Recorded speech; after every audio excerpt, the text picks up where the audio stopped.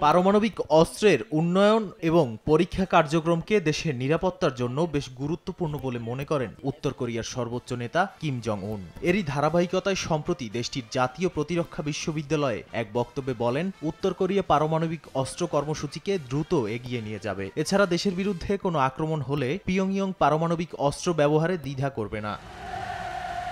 তিনি আরো বলেন, দক্ষিণ কোরিয়াকে আক্রমণের কোনো পরিকল্পনা নেই উত্তর কোরিয়ার, তবে শত্রুপক্ষ যদি পারমাণবিক অস্ত্র ব্যবহার করে তাহলে তার সামরিক বাহিনী নির্দ্বিধায় জবাব দেবে।